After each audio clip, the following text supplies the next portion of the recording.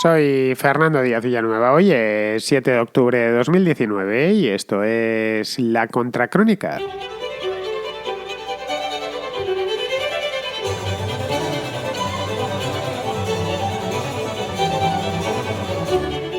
Publicaron ayer El Confidencial y El Periódico de Cataluña las dos primeras encuestas electorales que incorporan a Más País, el partido de Íñigo Errejón, para que nos entendamos.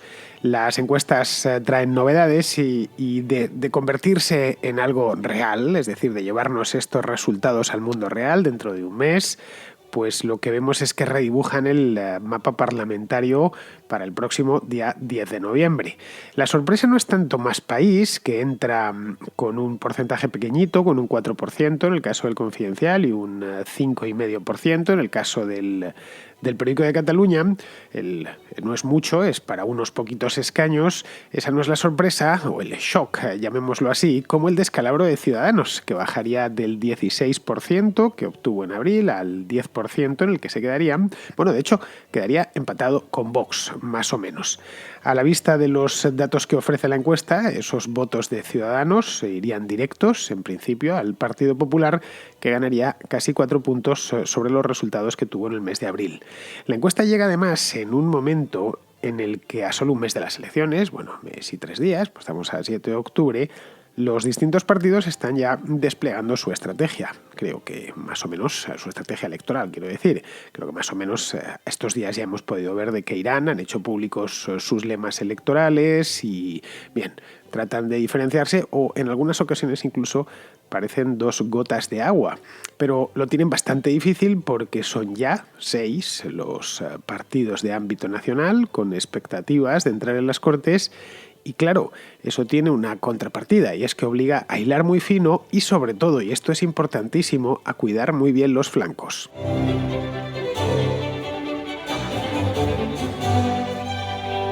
Como os decía hace unos segundos, nunca antes tantos partidos se habían presentado a las elecciones con posibilidades reales de conseguir representación en el Congreso, que es de verdad la única cámara que de verdad importa, porque el Senado, pues muy bien, muy bonito, da de comer a unos cuantos, pero luego a la hora de la verdad, desde donde se gobierna es desde la Cámara Baja. Bien, esto no se había visto nunca, por lo menos en los últimos 40 años, o ya 40 y tantos años en España, que hubiese nada más y nada menos que 6 partidos peleándose con posibilidades. Estoy hablando, partidos hay muchos más en todas las elecciones, hay algunas circunscripciones que tienen un montón de ellos, hace falta una mesa de estas alargadas, como las de los banquetes de las bodas, para conseguir colocar todas las papeletas, pero claro, la mayor parte, casi todos, no tienen posibilidad alguna de entrar en el Congreso, mientras que esta vez sí tenemos 6. Tenemos, por un lado, a Vox, PP y Ciudadanos, eso sería, entre comillas, por favor, el llamado bloque de la derecha, que según la encuesta del Confidencial alcanzarían el 41,6% de los votos. Bien, eso tendríamos sumando estos 3 partidos. Se les engloba dentro del bloque de la derecha, bueno, pues por cuestiones de conveniencia y porque en principio han pactado ya en otras, en la Comunidad de Madrid, por ejemplo, el Ayuntamiento de Madrid, han pactado han hecho pactos tripartitos, es lo que en la lengua común se llama el trifachito famoso, que lo habréis oído un montón de veces. Según la encuesta del Confidencial, este trío conseguiría el 40,3%, es decir, aproximadamente lo mismo. Y luego, por otro lado, el bloque, entre comillas, de izquierdas sería pues el PSOE, Más País y Podemos, que según la encuesta del Confidencial suman el 44,4% de los votos. Como vemos, no mucho más, pero sí lo suficiente como para que el bloque de izquierdas, mantened las comillas puestas, se mantenga por encima. En el caso del Periódico de Cataluña, pues tendríamos un 28% que le da el PSOE, más un 12,2% que le da a Podemos, más un 5,5% que le da a Más País, que se queda pues sumándolo todo en un 45,7%. Es decir, como vemos, la distancia es algo mayor, pero más o menos en la misma línea. Os preguntaréis dónde se mete ese 14-15% restante. Bueno, pues eso se lo reparten, como siempre, entre los nacionalistas varios, los vascos, los catalanes, los canarios, etc. La parte nacionalista no es una sorpresa, es de hecho todo lo contrario, es una constante. y en poco afecta a los demás. De hecho, si echamos un vistazo a otras elecciones anteriores, y ha habido unas cuantas, desde 1977, pues lo primero que vemos es que los partidos de ámbito nacional suelen siempre copar entre aproximadamente el 80 y el 90% de los votos, ya sean 2 o ya sean 6. En este caso entraría dentro de esto porque aproximadamente el 85% de los votos estarían dentro de estos 6 partidos. Ahí es en definitiva donde se decide el gobierno. Luego ya los nacionalistas lo que hacen es, si les parece, pues sirven para, en todo caso, apuntalar mayorías. Es más, esta característica algunos partidos, como en su momento Convergencia y Unión de Cataluña, lo utilizó mucho, de manera muy intensiva, para su propio beneficio. En otras ocasiones simplemente los nacionalistas pues no han sido la llave de la gobernabilidad y por lo tanto no han tenido importancia. Generalmente cuando ha habido mayorías absolutas y por lo tanto pues no eran necesarios. Pero bueno, que estos siempre han estado ahí.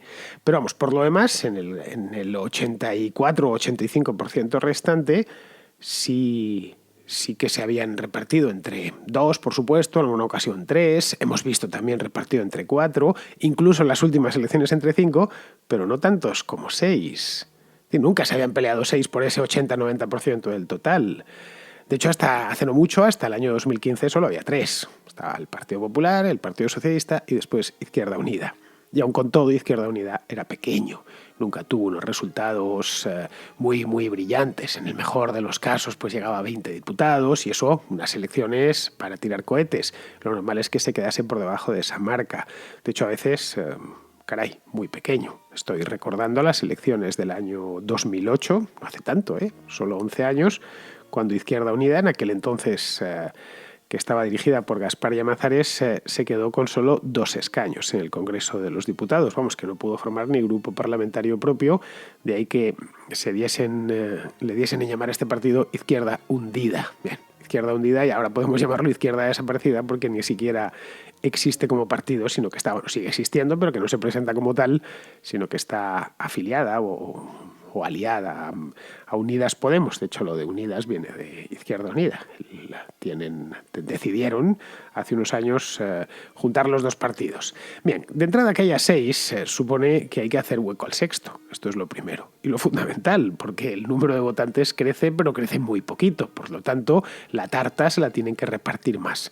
Una tarta que solía tener, pues eso, 2, 3, 4 colores, pues ahora si echamos un vistazo en el periódico de Cataluña, ayer sacaban una de estas tartas electorales y claro, aquello parece un tutti frutti, tenía todos los colores, ya cuesta realmente encontrar un color que no se dé de bofetadas con el de al lado. Y dices, bueno, ¿este realmente cuál era?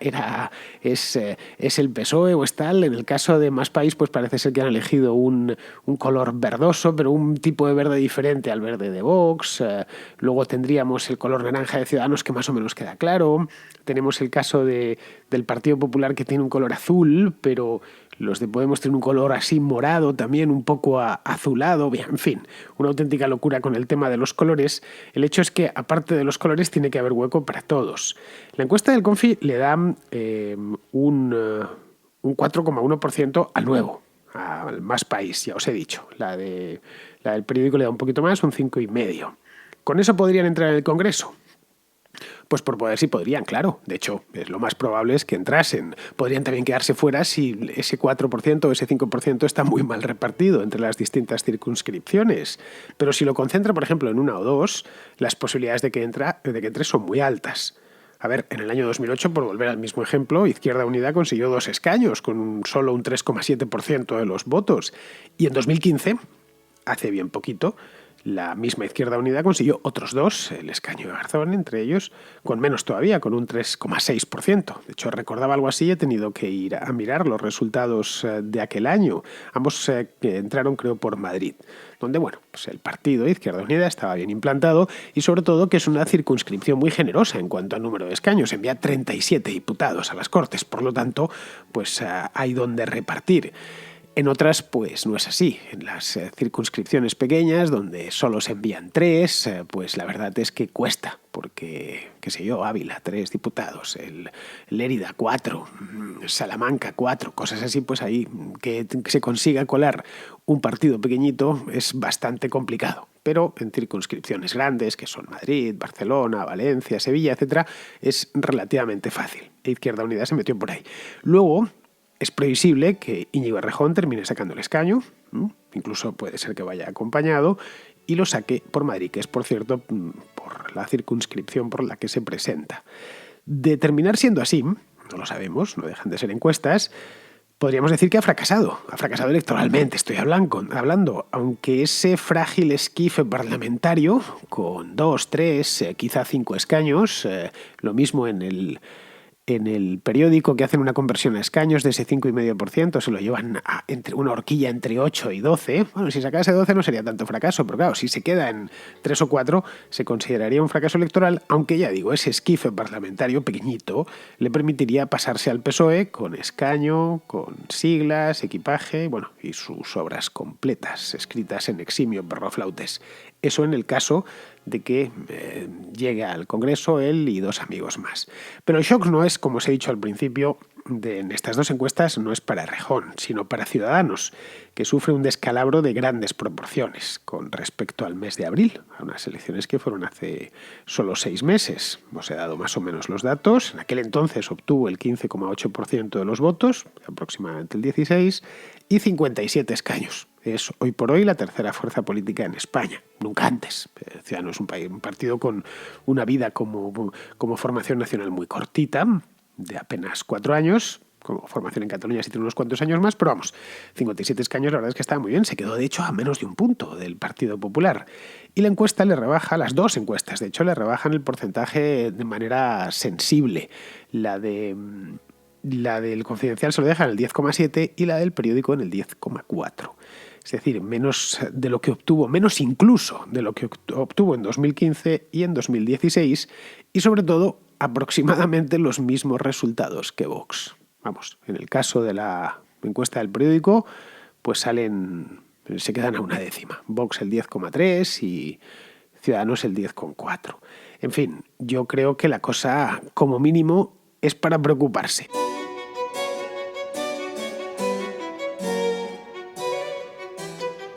Si profundizamos más en la encuesta, observamos que cuando preguntan a quienes votaron a Ciudadanos en abril, en este caso es en la del Confidencial, les preguntan si volverían a hacerlo, otra vez, de nuevo, el próximo día 10 de noviembre, solo el 44%, es decir, ni siquiera la mitad, responde que sí, responde afirmativamente que sí, que votó a Ciudadanos en abril y que volverá a hacerlo ahora.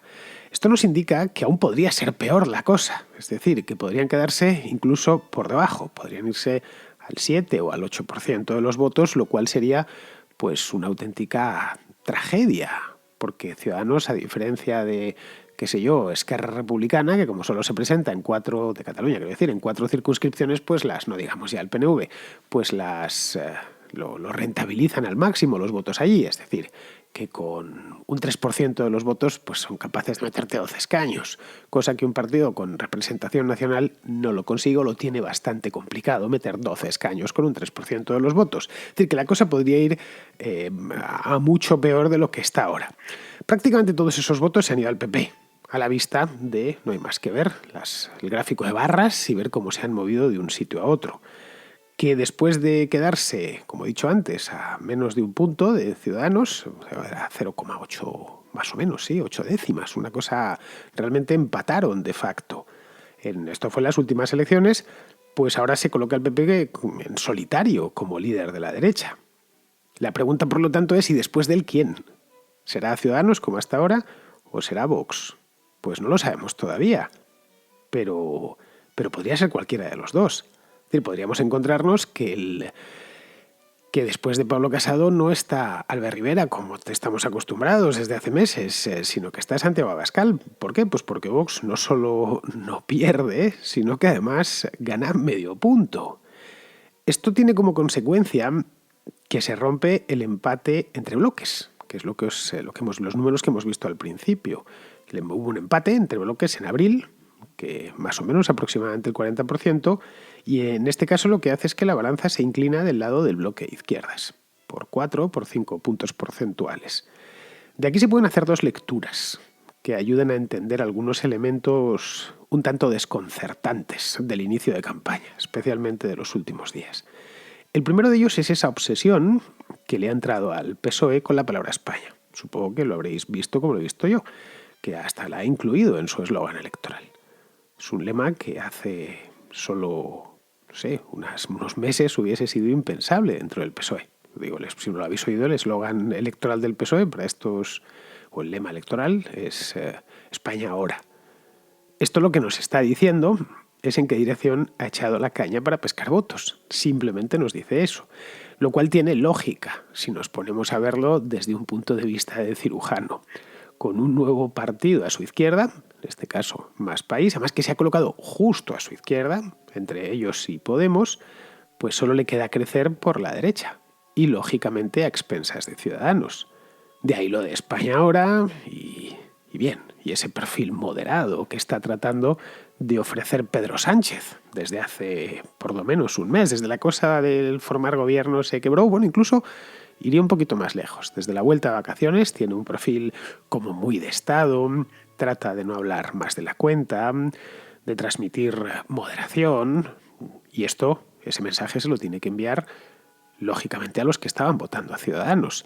Lo que hizo en el mes de marzo, cuando empezó la precampaña anterior, fue lo contrario. Se dirigió al votante de Podemos, que es donde él veía que tenía que recuperar votos. Bien, ahora parece ser que ese trabajo se lo ha subcontratado a Íñigo Errejón y por lo tanto pues se están enfocando en ese votante no muy de fiar de Ciudadanos que está más o menos escorado hacia la izquierda. Ese sería el primer elemento.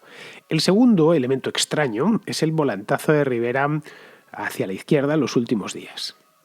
Esto se pudo ver el sábado, creo que fue, que dijo que estaba dispuesto a facilitar la gobernabilidad. ¿Esto qué nos dice? Pues, en fin, yo creo que asume que está perdiendo votos de manera inexorable por su flanco derecho, votos que tenían préstamo, que vuelven al Partido Popular, ya están, los tenían préstamo a corto plazo además, y ahora pues tiene que ir a buscarlos a otro lado, y va a buscarlos a su izquierda. De ahí que de pronto, tras 6 meses diciendo que no, incansablemente, yo no voy a facilitar el gobierno a este señor, tal cual, pues ahora se muestre dispuesto a facilitar un gobierno de Sánchez. En el caso, ojo, mucho antes de siquiera haber visto los resultados electorales. Casado, de hecho, también se ha mostrado algo más conciliador. Tiene un perfil muchísimo más plano en estas elecciones del que mostró en las últimas. Esto habría que preguntarse por qué.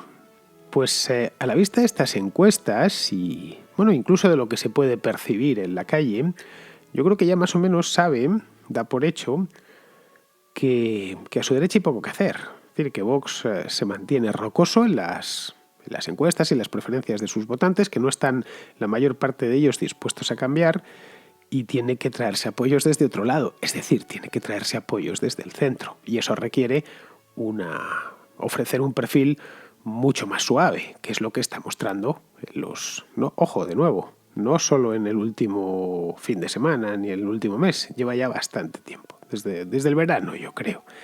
Tras las encuestas estas del domingo, estos movimientos han quedado perfectamente explicados. Que andaba el sábado pasado, recuerdo a la gente en las redes sociales echa un basilisco, ¿no? ¿Cómo puede ser? ¿Cómo puede decir tal cosa? ¿Cómo puede decir tal otra? A ver, me canso de decirlo, son políticos, se mueven a golpe de encuesta. Nada más, es lo único que les hace mover el trasero. Este es su trabajo y tienen que vivir de ello.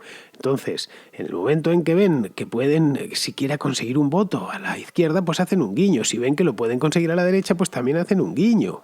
Nada más, es decir, no hay nada personal, son negocios y su negocio es este. Su negocio es tratar de que si pueden sacar 28 escaños, pues mejor que sacar 24 porque así das de comer a 4 bocas más del partido, más asesores y personal auxiliar correspondiente.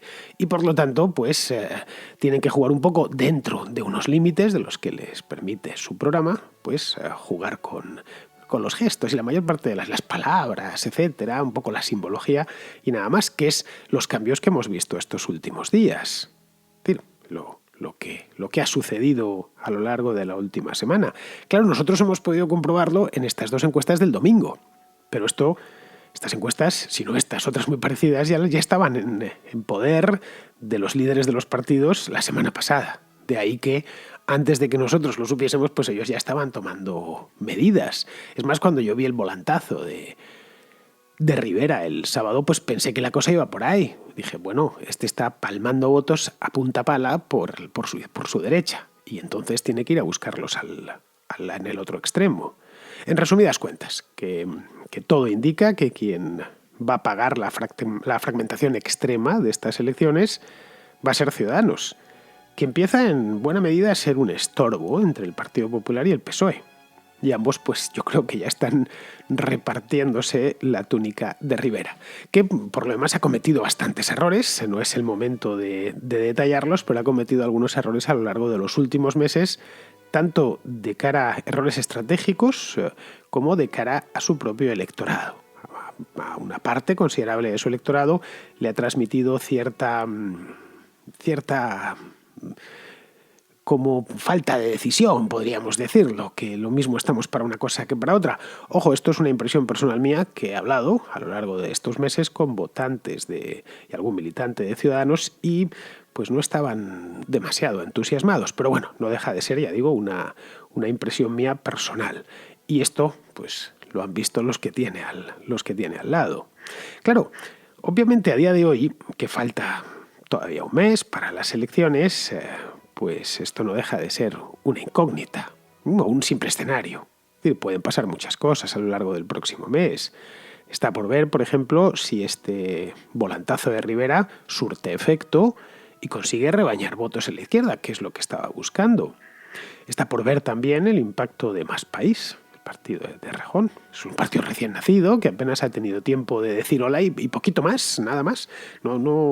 No le ha dado, tiene apenas una semana de vida. En función de cómo vean la cosa, pues entiendo que pegarán la dentellada a un lado o la pegarán a otro. A Podemos por ahora, a la vista de estas encuestas, no le ha hecho mucho daño, ¿eh? Le ha quitado 2 puntos porcentuales, eso es cierto, pero hoy, vamos a ver, no es mucho teniendo en cuenta todo lo que ha llovido. Ahora, hay que tener en cuenta que mucha gente que pasa de política, cuando les hablas de Rejón, te dicen que es el de Podemos. Eso es muy habitual, a mí me ha sucedido. No todo el mundo está todo el día con el periódico y metido en estas cosas, afortunadamente. Entonces, bueno, le suena el tipo y se lo dices así, este es el de Podemos, ¿no? Que se ha montado un partido nuevo, así no me había enterado. Y ya está. Pues sí, yo le voy a votar seguro. Pues en el partido que esté, aunque se fuese a Falange Española y a las Hons, también le seguiría votando porque a mí este chaval que está listo me gusta mucho. Entonces, lo de la famosa conversación con el votante medio que decía Churchill, ¿no? Pero bueno, que esto podría resultar que obtenga al final más votos de los que las encuestas le están dando. Vamos, que todo es una incógnita. Pero sí que deja un terreno de juego mucho más claro. Y ojo, esto cuenta bastante porque, a ver, anticipar el fracaso de Ciudadanos es algo que les viene especialmente mal. Nadie quiere votar a un perdedor y tirar el voto a la basura. Es decir, que han puesto a Rivera a la defensiva y esa es la peor manera en la que puedes arrancar una campaña electoral. Más si cabe cuando no puedes siquiera apelar a la épica.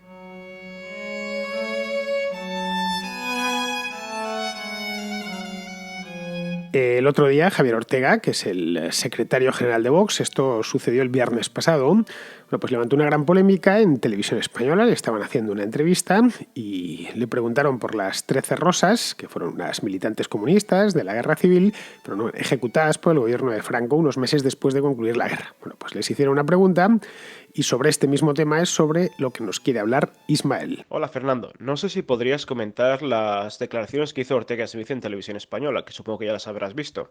Le preguntaron sobre una multitud de temas, pero llegó un punto que le preguntaron sobre las 13 rosas, a lo cual este afirmó que eran unas torturadoras y violadoras de las checas, lo cual no sé hasta qué punto es cierto. Sé que fueron unas militantes de las Juventudes Socialistas Unificadas durante la Guerra Civil y que tras el fin de esta, pues intentaron recomponer una célula y mataron a un alto rango franquista, tras lo cual fueron procesadas por rebelión y fusiladas. Como tanto la izquierda más extrema y como la derecha en este país tienden a acoger a ciertos personajes de aquella época y ensalzarlos como mártires mientras demonizan al otro, no sé exactamente a quién creer aquí. No sé si tú que tienes mejores referencias podrías ahora hablarnos un poco sobre este tema. Gracias y un saludo. Bueno, a las 13 rosas no se las condenó por haber participado en las checas. De hecho, no eran 13, eran 14. Pero bueno, en esa ejecución se mataron a 13. La 14ª se la ejecutó más tarde, unos meses más tarde. No se las, como digo, ya no se las condenó ni se las ejecutó por haber participado en las checas, sino por rebelión. Es decir, por estar implicadas en una célula terrorista que se formó en Madrid en los meses posteriores al fin de la guerra. Para entender esto, hay que ponerse en el año 1939. Me canso de decirlo. Para entender la historia hay que irse mentalmente a aquel momento y tratar de disponer de la información que se disponía en aquel momento. A ver, en 1939, mes de julio, cuando sucedieron estas cosas, la guerra acababa de terminar, había terminado en abril, y la República había perdido la guerra, pero no la esperanza. Así que básicamente los líderes comunistas, porque los las principales autoridades republicanas habían ido al exilio y estaban en Francia o estaban en México, bueno, pues los líderes comunistas se plantearon hostigar al nuevo régimen mediante una guerrilla en el campo, a la que se llamó maquis, y atentados terroristas en las ciudades, dirigidos contra políticos y contra militares. Ya está, la vieja técnica pues del rebelde que quiere cambiar el gobierno, y entonces la manera que esto no lo inventaron ellos, esto se venía haciendo los anarquistas, lo habían hecho 50 años antes. Bien, en Madrid se formó una célula con miembros de las Juventudes Socialistas Unificadas, gente del Partido Comunista, miembros no fichados, y por lo tanto que no habían tenido que exiliarse, porque todos los jefes de las Juventudes Socialistas Unificadas habían ido del país, claro está. Claro, ¿de dónde tiraron? Pues tiraron de militantes muy jóvenes, del Partido Comunista, básicamente, dispuestos a jugarse la vida, organizando esos atentados.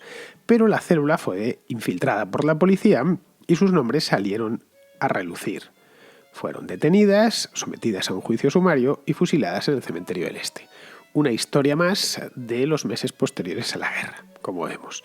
La más joven de ellas tenía 18 años y la mayor 29. De hecho, la mayor no era ni siquiera militante comunista. Esta era pianista y, según parece, era hasta de derechas, pero tenía una relación con un músico que sí era comunista y al final terminó pagando.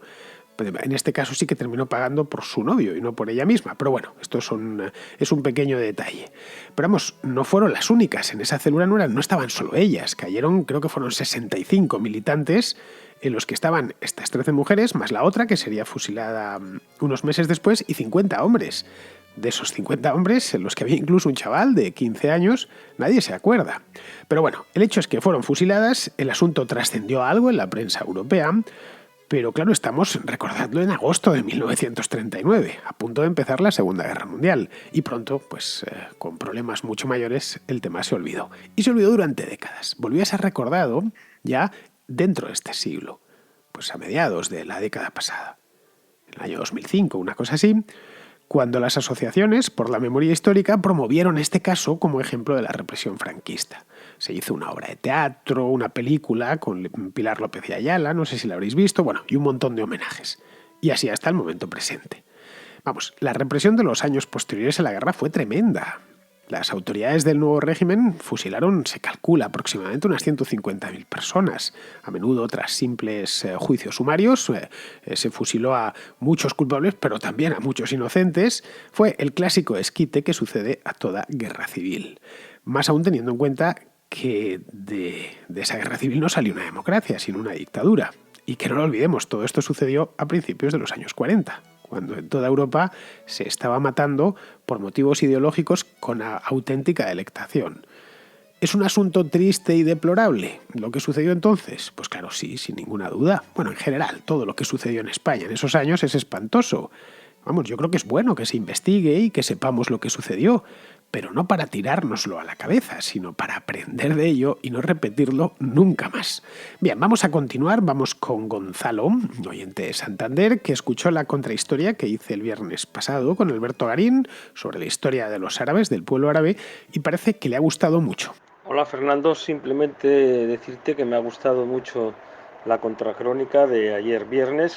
Hoy te estoy hablando de sábado, hoy es cuando estoy hablando de sábado, Y nada, muy bien, felicitaros a ti y Alberto Garín y ánimo, ánimo y adelante con ello, porque la verdad es que me habéis hecho pasar un rato muy agradable y además aprender muchas cosas. Prodesse et delectare, perdón, joder, pues se me ha entrado el inglés. Prodesse et delectare. Prodesse et delectare, eso es de Horacio, Gonzalo, significa enseñar deleitando. Bueno, pues esa misma es nuestra intención, la mía siempre en la contrahistoria y por supuesto cuando la hago con Garín pues es un prodesse et delectare por dos, porque estamos los dos ahí volcados durante más de una hora tratando de transmitir conocimiento y de hacerlo de una manera disfrutona, para que los oyentes de la contra disfruten esa hora que les hemos, entre comillas, robado. Por cierto, la del viernes pasado que hicimos, Los hijos de Sem, la verdad es que nos salió muy bien.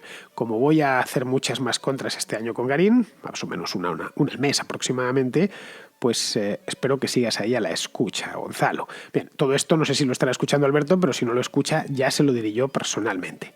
Bien, vamos ahora con Luis, que es un oyente que está en Bolonia, a quien lo que le gusta es el nuevo espacio este que he empezado en YouTube, que se llama A Contravía. Pues Fernando, te quería decir que el programa que estás haciendo ahora mismo en YouTube está muy bien. Me recuerda a uno que hay aquí en Italia que se llama Propaganda Live, que empezó como tú por internet y haciendo este tipo de sketches y aplicándolos a la política y dando su opinión irónica. Lo que pasa que esto, pues, el típico programa PGP, ¿no? Pero puedo decirte que podréis tener un gran éxito y quién sabe, a lo mejor puedes ponerlo en la televisión. Mucho ánimo y sigue con estos grandes programas que estás haciendo. Pues muchas gracias, Luis. El otro día la verdad es que me desmelené un poco con el vídeo este de los ofendidos. Vamos, que me di hasta un baile, ya lo habrás visto. Creo que ese formato a medio camino entre la información, la opinión y la sátira es el adecuado para el tipo de medio, para lo que es el vídeo, ¿no? A fin de cuentas, la imagen crea impresión y el audio crea opinión. Es decir, los análisis se pueden hacer mucho mejor a través de este medio, a través de la radio, y para a alguien sacarle una sonrisa, pues lo vas a hacer siempre mejor con imágenes. Pero bueno, ya terminamos con Pizarro, que nos ilustra sobre el tema este de Sebastian Kurz en Austria. Sebastián sale reforzado tras las elecciones forzadas por los impresentables dirigentes de su partido muleta de gobierno. Todo un ejercicio de definición, acotamiento y aislamiento de un problema para presentarse como una víctima de malandrines, en vez de como conocedor del percal y asumidor por conveniencia. Mostrarse como un ingenuo no cuadra con su comportamiento de consumado taur político, pero el caso es que ha colado y ya está en disposición de chalanear con el siguiente jugador el seguir él en el gobierno. Ahora toca demostrar que estando él en el machito es irrelevante si se apoya en nacionalismos o en ecologistas. Con la ventaja de que si esta vez los compiches salen de nuevo ranas, ya tiene escrito el manual de exculpación.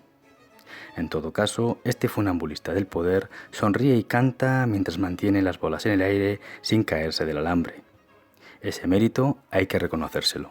Un cura saludo de Pizarro. Y ya antes de irme, a ver, una notita de redacción. Mañana tengo que viajar a Barcelona, voy a estar allí 2 días porque tengo que dar una charla en un congreso de marketing y bueno, me llevaré el equipo de grabación, como siempre hago, pero no sé si podré grabar el programa. No, y si no puedo, no será por cosa mía. Dependerá de la conexión a internet que tenga en el hotel, que no sé si existirá o no, supongo que sí. Y sobre todo no sé de qué calidad será, porque necesito cierto ancho de banda pues, para poder subir el programa tanto a iVoox como a YouTube. Muy bien, pues con esto, queridos amigos, me despido de vosotros. Hasta mañana.